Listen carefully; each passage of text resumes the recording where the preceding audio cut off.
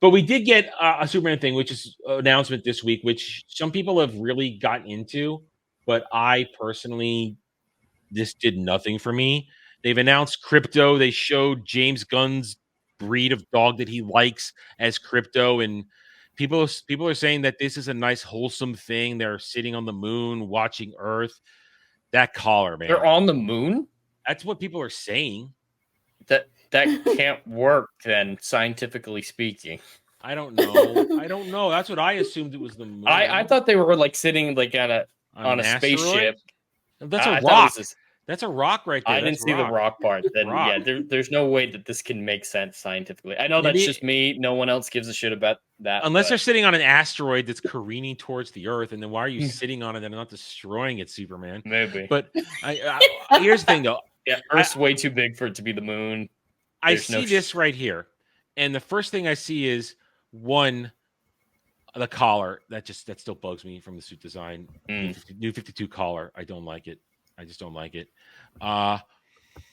But people felt that this was a nice, wholesome picture, and it is done a little bit to engender some positivity with the crowds. This does nothing for me. I could give two shits about freaking Crypto. The super dog. I don't care about Crypto. In my entire life, I have never cared about Crypto. I don't care about goddamn super animals or their pets. Yes, we all like Ace, Bat Hound. I don't care about animals. I want to know who the goddamn real villain is. Is it going to be stupid Bizarro or not? How much is it a Superman movie? How much is it an ensemble movie? That's what I want to know. Showing out Crypto to try and tweak my nerdy tendencies doesn't work because I'm already at this moment not sold in this movie because I don't trust James Gunn. The fact that he and even though they were saying an FNT, to go back to what I was saying, that some are thinking that they might be sidelined quickly and they're only going to be in there for a few minutes. I don't think that. I think this is James Gunn and he has one gear only, ensemble cast. He doesn't know how to do a solo film. So if he's going to put all those people in there, I want to know, is it really a Superman movie? Is it a Superman working with other people movie? What do we got here? That's why I don't trust it. And now if I'm going to be proven wrong, I'll be proven wrong in 9 months. Okay. I'm ready to be proven wrong. But until we get a trailer, until we get nothing, I am not even, I have no positive feelings about this. I don't.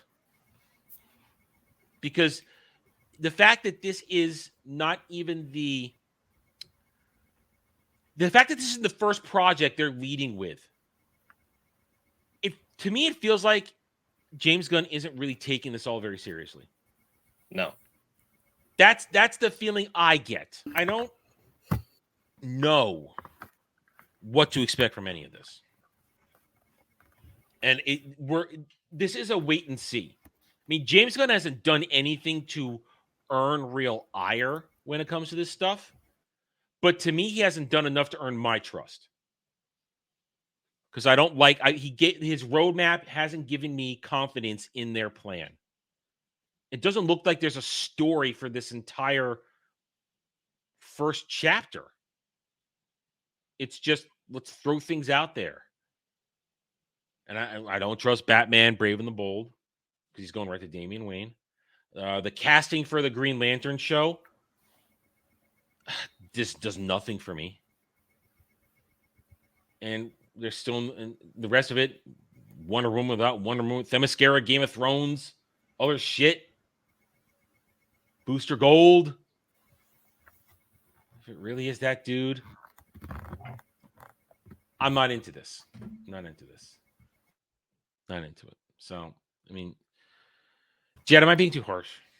No, I'm right there with you. Yeah, there aren't necessarily any massive red flags at this point, but there also isn't anything to entice me to look forward to this film because all the contradictions with the announcements, all the many people being added to this film where it's just drowning out Superman. You need to get it as simple as possible. That's what DC did wrong the first time with the DCEU, is going too big too soon.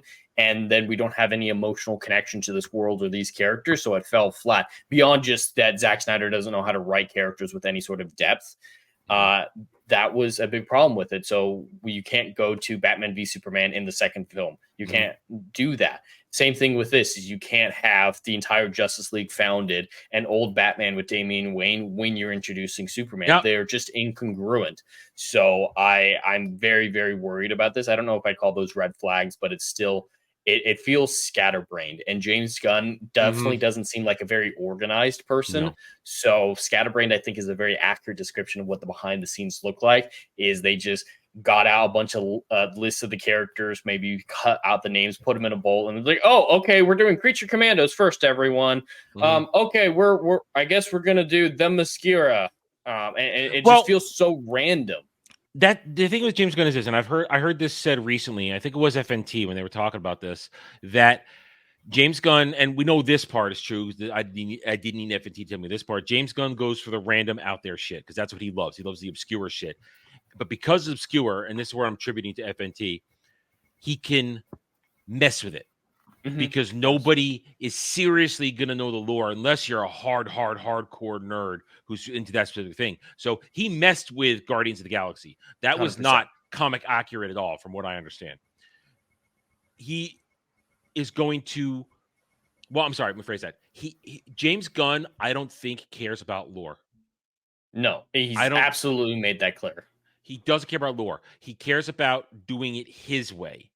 And that is why I don't trust his DCU.